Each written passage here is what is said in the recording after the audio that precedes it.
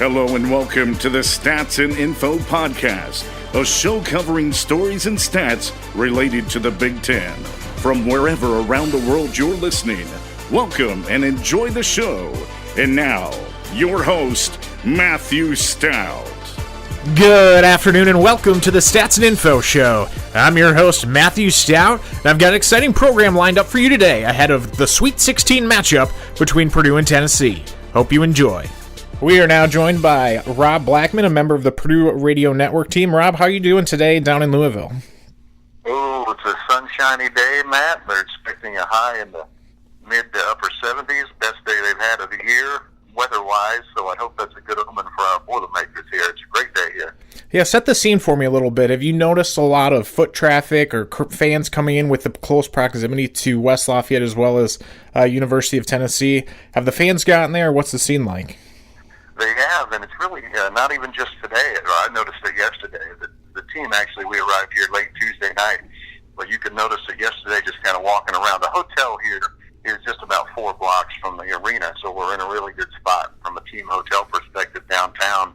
And a lot of foot traffic yesterday, and certainly today, and a lot of folks wearing Purdue gear, and a lot of folks wearing Tennessee gear. You know, Purdue's 185 miles from here. And Knoxville, Tennessee is not that much further away than that. So I actually feel worse for the Virginia and the Oregon fans. I don't know if there's going to be any tickets left for those folks because this first game tonight between Tennessee and Purdue, I think the fans from those two schools have gobbled up all the tickets, I think. Yeah, no doubt. It definitely works out well for both those teams, and one of them has to win. I'm sure they'll gobble up all the tickets for Saturday's matchup, whoever should advance as well. Yeah, and that's another thing to think about. The secondary market on the ticket sales for Saturday to either Purdue or Tennessee fans is going to be through the roof. So it wouldn't be a bad time to hurry up and get over here to Louisville and become a ticket scalper. It might be a really good day for you on Saturday. Yeah, no doubt about it. It's always fun when you get two teams that are close like that and kind of creates a home atmosphere, if you will, more than the neutral sites. Kind of like last week out in Hartford. Just kind of fun when it plays out that way. Yeah, and it's funny because Purdue actually had a really good showing, a strong showing in Hartford, all things considered, how far away we were from home. But it's going to be nothing, obviously, like it'll be here tonight. There's matter of fact, I'm looking out the window right here from the hotel, and I see about a dozen Purdue fans walking across the street right now. Looks like they're headed towards lunch. So, yeah, it's good. Hartford was a good crowd, but nothing like we're going to see here tonight. So you're deeply embedded with the program. What's the last week kind of been like for Purdue coming off that huge Villanova win where, frankly, even though Purdue was the better seed, a lot of people probably didn't see a win, let alone a 26-point win coming. So what's kind of been the mood among the program behind the closed doors, the conversations that they've been having? You know, it's interesting, Matt, because this group is so different from last year's team as far as the personalities on the team. And not that one personality is better than the other, but this group is such a loose group. I mean, they enjoy playing basketball. They enjoy each other's company. They get serious when it's time to be serious.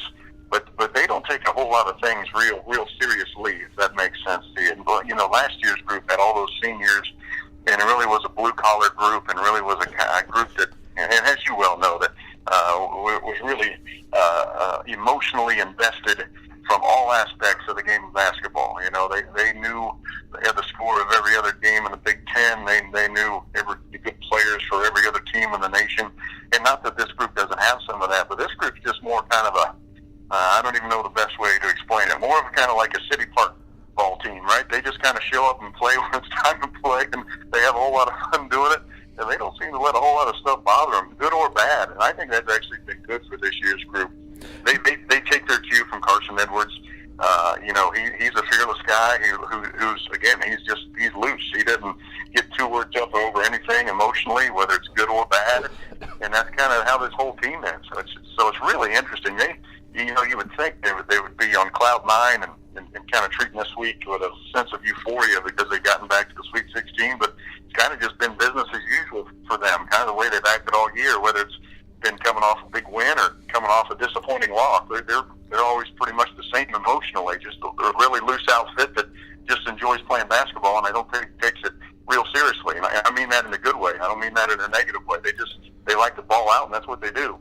it just feels like for whatever reason, this year's team has a different feel to it. And you've kind of touched on that there. But, 2 years ago, they get to the Sweet 16. They played a really good Kansas team where it was, I don't know if it was exactly this way in the locker room, but it seemed like, man, we have to play exactly perfectly if we want a chance to win. Then last year, you get the Texas Tech team, and going into the game, you felt good about it, except for the injury to Isaac Haas, and so that kind of took some air out of the bubble. Why does this year just kind of seem to have a different feel? I mean, the years past teams maybe on paper were more talented, but it seems like this team maybe has a higher ceiling, if that's fair to say. Probably has a higher ceiling simply because of the point I was alluding to earlier. This group feels like it's playing with house money, I think. They started the season 6-5. The first two Big Ten road games of the year got blown out of the water at Michigan and at Michigan State. So there weren't a whole lot of expectations put on this group, and by say the first week of January, and all of a sudden they went to Wisconsin and won, and it kind of flipped the switch. But this group's attitude hasn't really changed. I don't think this group feels any pressure. That's probably why the ceiling's a bit higher with this group, simply because most folks didn't think they were going to be here to begin with. Certainly, a lot of folks didn't anticipate them winning the Big Ten championship.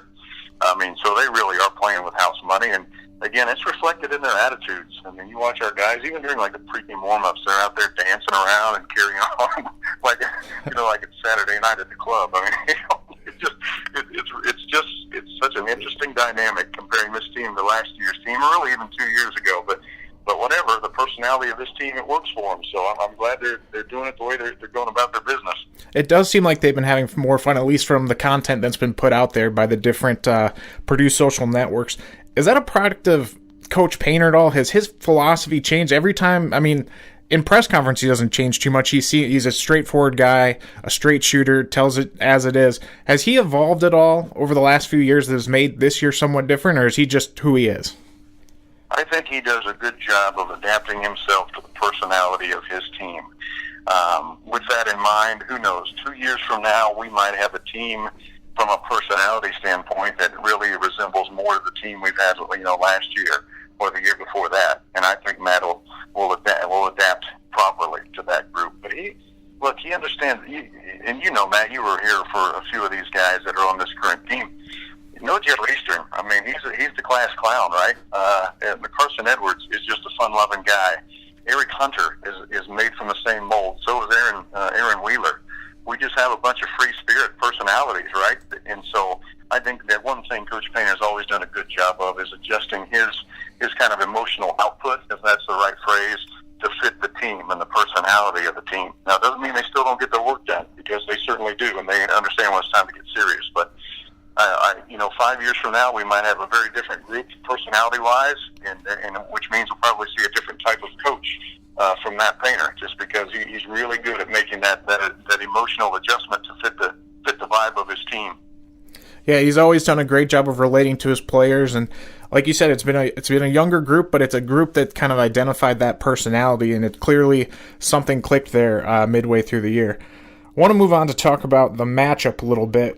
Preview this matchup for him a little bit. Obviously, No Gel's going to have his hands full, whether he guards Grant Williams, whether it's Admiral Schofield. Do you know what the matchups are going to be tonight? Well, really, it's going to start with Jordan Bone, their point guard. I don't think, from what I've been able to gauge in practice, I don't think No Gel will start on Bone, which is unique because normally, obviously, No Gel is guarding the point guard of the other team. But I do think if Bone has some early success in the game and gets his head up, as Matt Painter likes to say, I think you'll see No Gel switch off on him. I think the original plan would be to have Carson guard Bone and see how that goes. If it doesn't go well early, you'll see the switch there. Strategy-wise, and I've heard the coaches say this about 100 times in the last 2 days, so I'm just repeating what they're saying. Game plans and scouting reports and all that are nice, but if you allow Tennessee to out-tough you the way they did in November of last year in that game in the Bahamas, none of that's going to matter. I mean, you think about that game in the Bahamas in November of last year in the battle for Atlantis. Tennessee had 20 offensive rebounds. Think about that, 20 offensive rebounds against Purdue. Tennessee scored 41 points off of either offensive rebound putbacks or off of Purdue turnovers. So ultimately, Purdue gave them 41 points by just not either taking care of the ball or getting defensive rebounds to finish the defensive possession. I mean, so there's 41 of their 78 points scored given to them. So if that happens tonight, it's not going to matter who's guarding Jordan Bone or Admiral Schofield. It's not going to matter. If you get out tough by Tennessee on the glass, and if you aren't strong with the ball and you turn the ball over a significant amount of times, none of that game planning stuff's going to matter. You're still going to lose. How much does it help that Purdue was able to see Tennessee? I mean, it was a year ago, but most of those Tennessee guys are the same guys from last year. How much does that help Purdue, or does that help Tennessee? No, I think it helps Purdue because it is basically the same team. I looked it up yesterday. Of the 78 points that were scored by Tennessee, 72 of the 78 points are back on this year's team. It's basically the exact same team, actually, same faces. Purdue is much different. Purdue, of their 75 points scored in that game, only 25 points returned. And 21 of the 25 are from one guy, Carson Edwards. So Purdue's matter of fact, Ryan Klein in that game, who's now, of course, one of Purdue's best players, in that game against Tennessee took one shot. He was 0 for 1. Matt Harms, I think, had 2 points, maybe 4 points, maybe. Grady Eifert, who's, of course, been really the star of the team since conference play began, he had 2 points in that game against Tennessee. So it's a very different-looking Purdue team, whereas on the Tennessee side, it's basically the exact same team. So I do think if you're just going off of last year's film and trying to put together a scouting report, I do think that favors Purdue. But again, all that stuff is just a bunch of nonsense if you don't play tougher than Tennessee tonight. Yeah, Tennessee's one of those teams that kind of fits the bill of what's given Purdue a bit of trouble. You see, they're kind of a more athletic Minnesota, one of those teams. You look at the game they just played against Iowa, and I think it was the NCAA broke it down. Tennessee built that lead on getting to the rim, getting points in the paint, getting buckets close. And then Iowa finally figured that out at halftime, tightened it up, came back from 25 down. How important is it going to be for Purdue to figure out how to stop the penetration, stop the ball from getting to the hoop, and what's going to be the key there? Well, and so good point, because our coaches spent most of the film section yesterday showing that game to our team. And if you go back and look at the first half, Tennessee gets the majority of their points in transition because of either bad shots taken by Iowa or turnovers. So Tennessee gets out, gets easy shots at the rim, layups and dunks. Next thing you know, they're up 25 points. In the second half, what you saw happen, Iowa did a better job of taking care of the ball, were smarter on their offensive possessions and taking good shots, and so they could set their defense.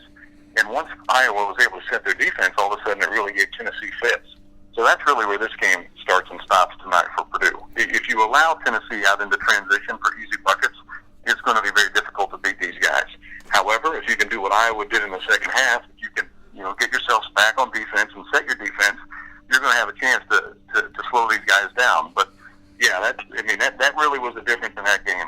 First half, easy transition points for Tennessee. Second half, those points are much harder to come by, and that gave Iowa a chance to mount the comeback. The obvious question for me off that is then, how does that play into Carson Edwards? He's a guy who, if he gets hot like he did against Villanova, there's no stopping him. If he's a little cooler like he was in the Michigan State games, like he was kind of in that Old Dominion game, well, that can lead to some transition points going the other way.